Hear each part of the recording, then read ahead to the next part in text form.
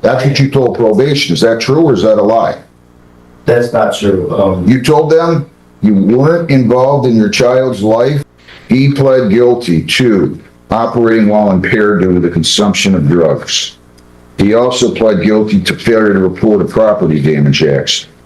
The original charge of operating while intoxicated due to the consumption of drugs or operating while with the presence of drugs was dismissed, and as was the leave the scene of a property damage accident. He also has an outstanding civil infraction in front of him that he did not pay dating back to 2023. I mean, it was the same date. They've got a different case number. It's just 7075B instead of, I'm not sure why they were not consecutive here, but at any rate, 75B instead of, I'm not sure why they were not consecutive here, but at any rate. So I referred him for a screening and assessment. Have you had a chance to review the report with him, and are there any material additions, corrections, or deletions? I have, Judge, while it was accurate at the time, there are two updates I'd like to share with the board. Okay? His employment status has changed. Instead of working at Arby's. 1 second. Amy. Okay, instead of working at Arby's part-time, he's what? He's now working, doing gutters. He's now doing gutters at G's Construction Company. Okay, I'll modify the report in that aspect. And then, Judge, there's also, his 2-year-old child. The mother has lost her job, and so now he is providing, assistance and help with. Okay. Besides that, Judge, we believe the report to be, fully accurate. All right, anything you would like to say on his behalf? Judge, thank you. With cases from 2023, that's not the behavior, but it is to say, Judge, that there's a slightly different person that stands in front of you. He came to court today. He's voluntarily trying to handle his legal matters. He's working, he's employed. He's got a child back in 2023. He didn't have a child. My client, this is a drug-related problem, and he's telling me that if he were to test him today, he'll test positive, Judge, which really changes the whole dynamic of the He would test positive? Oh, I'm positive. Sorry about that, Judge. He's positive that he would test clean.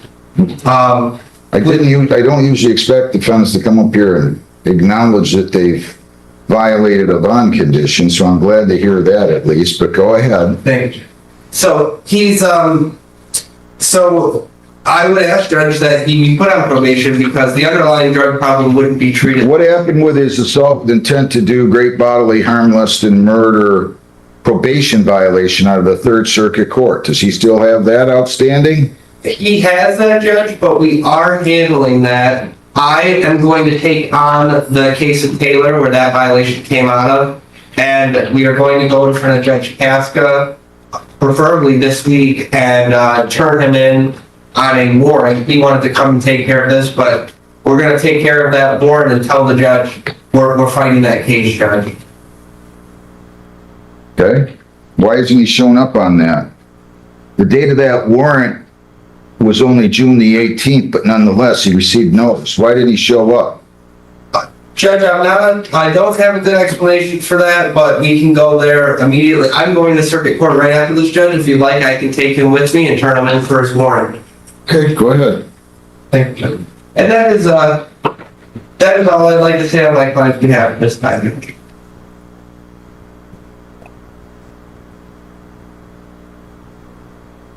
What are you doing? What are you doing? I don't know how many chances you think you're going to be given. I get the fact this is a first drug or drunk drive. I'm not looking at things in an isolated fashion like that. You got a big problem. Well, I'd like to believe you've changed, but it's hard for me to believe you've changed when you had assault with a dangerous weapon in 22. Granted, this is a 23 case. Then you were convicted of assault with intent to do great bodily harm and felonious assault. And another count of felonious assault in the Third Circuit. Then you had an aggravated assault out of the Third Circuit. So they must have pled that down from an felony. Then you were arraigned on a charge. You have a case out of the 23rd District Court for malicious destruction of property. Now, that's just an arraignment. Maybe you weren't even there. It might not have been, it might have been somebody else. I don't know. Then you were arraigned on a charge of domestic violence out of the 23rd District Court on a charge of domestic violence, same date from the MDOP. Also arraigned on a charge of assault and battery out of the 23rd. Now again, maybe you're innocent in all those. Maybe you were out of the country and somebody used your name. I have no clue. But you're not doing too good. You leave the scene of an accident here. And a lot of that stuff happened before I had a daughter. That was 2023. My daughter was born 2024. Didn't happen before 23. The only thing that happened before 23. this one and the felonious assault from 22 happened before you had your daughter born. Yeah. And it doesn't even sound like you spent a lot of time because, correct me if I'm wrong,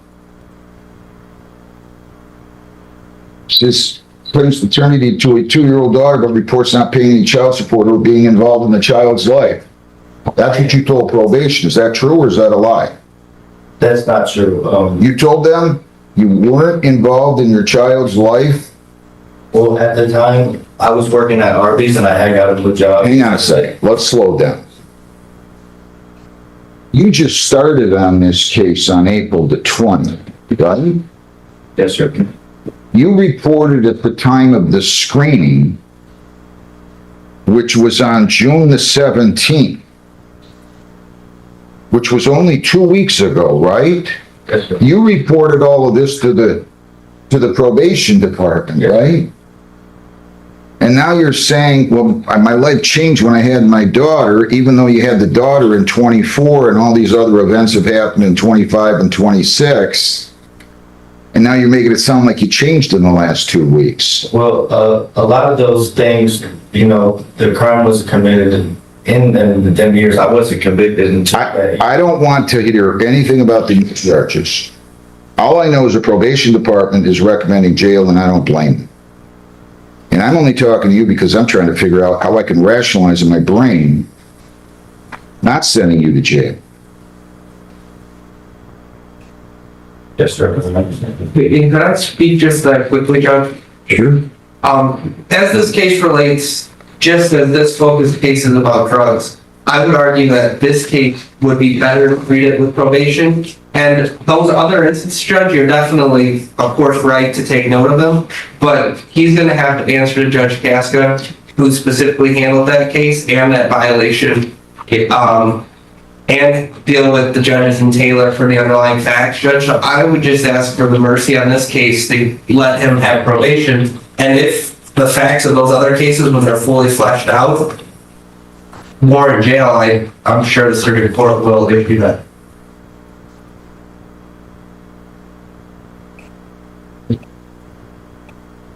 Look at all these substances you had in your system. You had no business driving. No wonder you drove into a utility pole. It's a good thing you didn't hurt yourself or somebody else. Then you left the scene. Then you ignored the court. You didn't show up.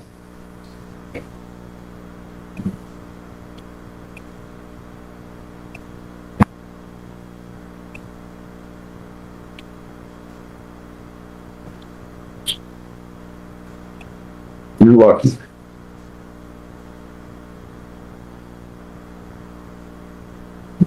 You are really lucky. You know why you're lucky? I'm not going to take into account any of these new charges where there had not been convictions. That's not appropriate for a judge to do. I'm not going to do it. That's not appropriate. That's not the way our system works. Or should work anyway. But you are going to be on a short leash with me. And I am going to trust, Mr. Quartz, that you are going to take him down. You said you were taking him down today? Yeah, well, as long as he has no objection, you can ride with me and I'll take you down there right now. Are you going down there? Because I'm going to order you to go. Yes, sir. And if you don't go, you're gonna serve 93 days. And you tell Judge Kask I said that. Yes. All I know is, I don't like the way your life is going so far for you, not for me. But if you end up in poverty, it's no skin off my neck. You don't have a diploma, you don't have a GED. You're making $250 per week. Maybe this job's gonna pay you more. You fathered a child, you had nothing to do with the child. That's bad. I can't stand that. I think any man that impregnates a woman, if you don't take responsibility for that child emotionally, financially, well, then you got a lot of answers to give yourself when you look in the mirror the next time. But I'm not going to penalize you for being a bad father. I'm not a social worker. I'm not a priest.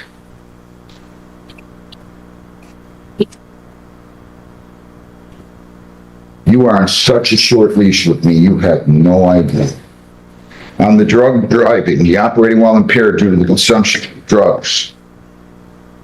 This is the sentence of the court. You cannot leave the state without the consent of the court.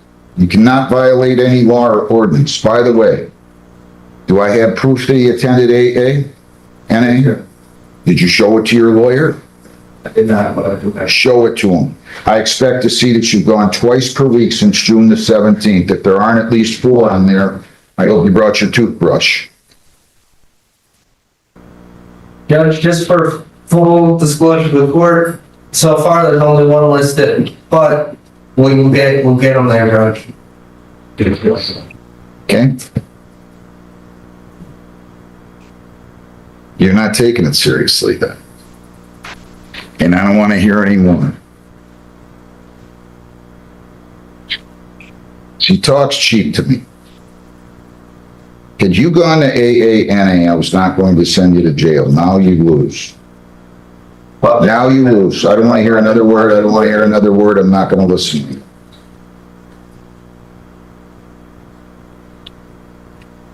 Tells me you don't take courts very seriously.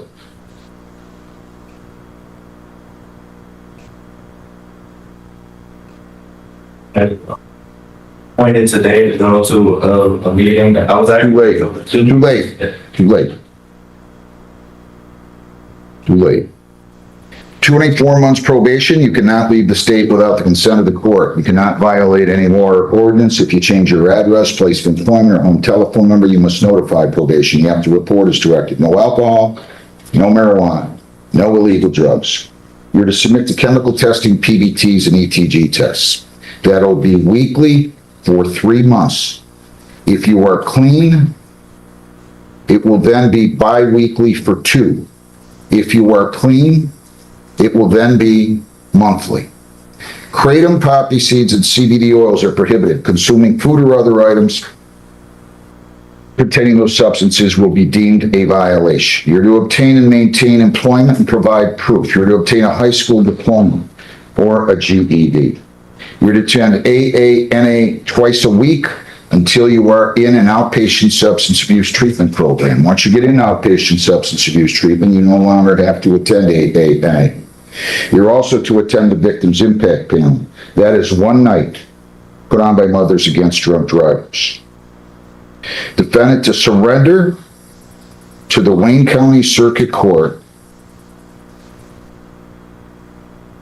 for probation violation hearing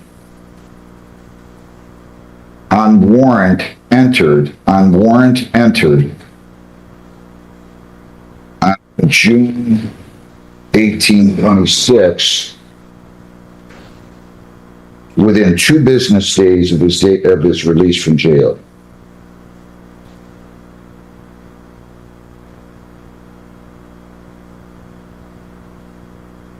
Now expect proof of that. You are to serve 12 days jail credit 1. You're going to serve 6 now, and you're going to serve 5 more days on the court work program pursuant to the probation order. There's a $35 a day charge for that for a total of $175. You're to pay fines of $300, costs $250, $75 victim's rights fee, $50 justice assessment, that's $675, screening fee $60 for $735, probation fees are $40 for $1215, plus your court work program fees, the total's $1390. If you violate, your probation could be revoked, you could be incarcerated for 93 days, you have 21 days to appeal, 14 days to apply for a court-appointed lawyer for purposes of appeal. On the failure to report a property damage accident, I'm simply going to go 100 fines, 100 costs, 75 victims' rights, $50 justice assessment, 3 1/4, 5 days court work program days concurrent with that I imposed on 25B147048A. I will simply go out of my way and give you credit for time served on the no proof of insurance. Defendant given credit for time served. On the no proof of insurance, Heather, but he still must pay the clearance fee. So you're still going to have to pay your $45 clearance fee. Now, he doesn't have any money today, does he? I don't believe so. You don't have any money? I have a few dollars on my channel. And like I said, I've been working endless hours. Okay, good. Do you have enough to pay the failure to report a property damage accident? That's 3 1/4. How No. much do you have? I'm pretty sure I have like $100 on my channel. So you're sure you can pay 100 today or not? Just tell me the truth. I'm not going to penalize you anymore. I think it's like $90 a month. You pay $90 now on that. Then you're going to pay $30 per week on that case beginning on July the 31st. If you don't have the money, you call the court, we'll go on Zoom hour before the due date at 8:30, or you can come in and talk to me hour before the due date at 8:30. Then you're going to pay, on the other case, the operating while impaired due to the consumption of drugs, you have a bond of $5,000, 10%. I'm pretty sure we can apply that with the 10% because he's not been discharged from obligations with the court. So you're gonna pay $450 now on that and $30 weekly after fines costs paid on 7048B.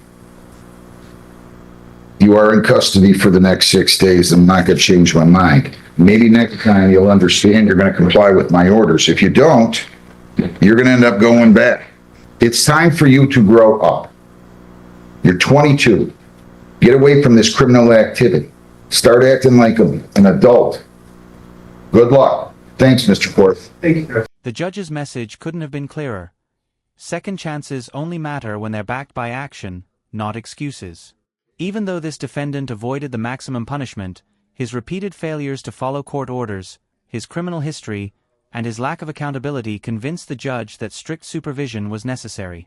In the end, this case shows that probation is an opportunity, not a guarantee, and every condition must be taken seriously.